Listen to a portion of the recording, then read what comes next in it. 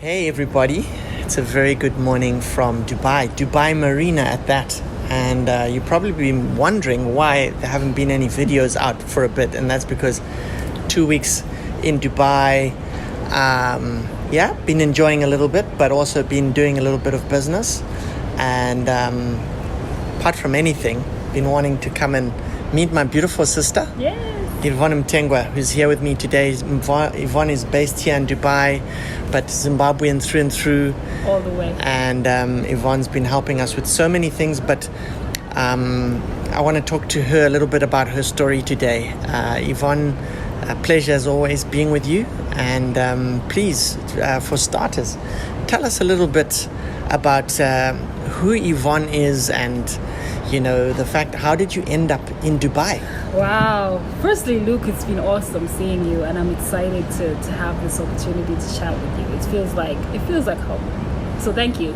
Thank you for extending this few minutes for us to just catch up. But how did I end up in Dubai? Wow. It was a family move, 2013. My husband is in finance and I'm in PR, and it's worked pretty well for us. First 6 years we're in Abu Dhabi, and then we moved on to Dubai. So amazing. Now, Yvonne, you're being very humble, but we need to talk a little bit about some of the incredible achievements. One of the big things you're known for is Travel Essence magazine, and yes.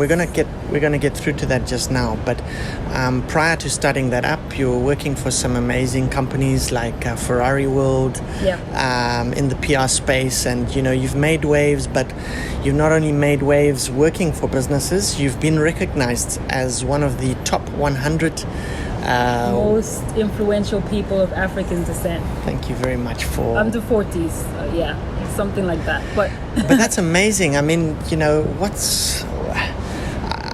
I know why you qualified for that, but to some of our viewers, they want to understand, like, hey, how do we get onto that list? I mean, what does it take? And don't be shy to say how tough it is. You know what? I think it's really important to know what you're about. It's really important to be conscious of your value system. Coming here, I knew that I wanted to maximize the opportunity to live and work in the UAE. It's a land of opportunity. It's a land of growth. It's one of those places that you come to, and if you are really committed to the grind, as I like to say it, you can actually make significant moves. And I think for us, we were just fortunate because we did come here hungry. We did come here with intention to grow. It's really strong strategic intent. I was fortunate to land up in PR, in destination marketing space. But that came from the back of having lived in Victoria Falls for a year, where I first got my foot into hospitality and tourism after a 7-year stint in the US. So Vic Falls has a special place in my heart. So having you guys here is like a piece of home for me. But I knew hotels, I knew travel. I had a keen interest to have a say-so or some kind of influence in the tourism space. I've always been primed that way. And so when I got into the PR scape in this market, that was sort of the focus. I focused on growing my client portfolio through the work I was doing on agency side of PR, to have clients in that space. So everything from consumer campaigns for Etihad Airways, some big brands like Qatar Hospitality, some real estate assets on Saadiyat Island in Abu Dhabi. Wow. Abu Dhabi GP is a big one. It was always great to be part of that buzz at the end of the year when the Formula One is in Abu Dhabi. I have so much to be grateful for because it really was unexpected. I didn't expect that my career would take that trajectory. But I think a lot of it is backed by a willingness to learn. I'm a blank canvas. Every day is an opportunity to learn. I don't know everything. I don't profess to know everything, but I want to learn. And I think that's sort of what positions us for growth, right? It's the willingness to discover new things, to challenge yourself, to push the envelope. It's not easy. I think people see, the end product. Sometimes people see the cool pictures on Instagram or social media, or they hear this and that from different places, and word of mouth goes a long way in creating personas, if you will. But it's a lot of hard work. it's been a steep learning curve for me, because PR in this landscape is very, very competitive. As you can see, it's a competitive landscape, right? And you have to cut through a lot of stuff for you to really position yourself. And personal branding is always something that I look at, and I think it's very important. I think it's important to realize your successes from a professional perspective, but then also look at how they tie into you building a personal brand. So it's great to have been able to transition different spaces and position myself as somebody who's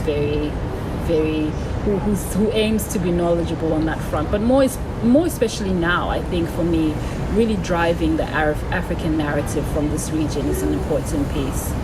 It's great to be counted as some of the Africans that are doing well in this space and have been able to really experience great opportunities in the UAE. And so amazing, yeah. Yvonne. I mean, you sort of say it nonchalantly, but I think the big thing that came out there for me, the grind, the grit, the determination that you've had to reach where you are now, that's what it takes to get there, and we're in awe of what you've achieved. So well done, and we just can't wait to see what happens from here. But one of the big things that's obviously happening at the moment is Travel Essence, and we are very grateful as Zimbabwean suppliers, as African suppliers, and us and people that you've already showcased in the magazine. Yeah. We're grateful for the exposure that you've been giving us. Personally, I think it's one of the most professional magazines I've come across, and I'm talking about on a global scale.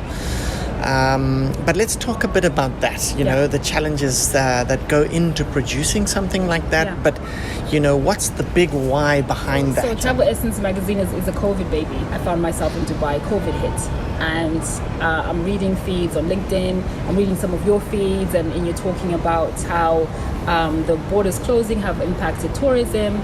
And it was sort of like a light bulb moment, like, wait a minute, but there's nobody that's really talking about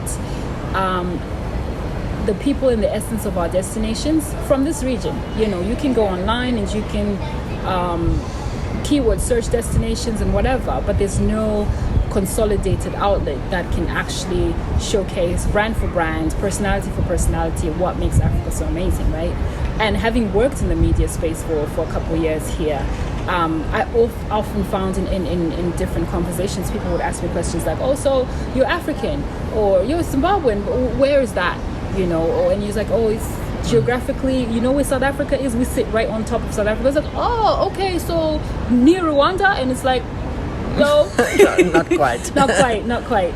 So what I wanted to do was to really sort of get into talking about all the cool stuff that's happening across different destinations, the landscapes, the cultural pieces, the personalities behind the brands, with a strong push towards the smaller family-owned, homegrown brands. Because, the big companies have the big budgets. They can run global campaigns, at a drop of a hat. But what happens to the smaller guy it's a family-owned business, and they're doing amazing, but they don't have the massive budget that would perhaps be able to cut through big expat markets like the UAE, for example. So I figured, well, I'm in Dubai and there's 200 plus nationalities here, so that's lots of eyes on the content, right?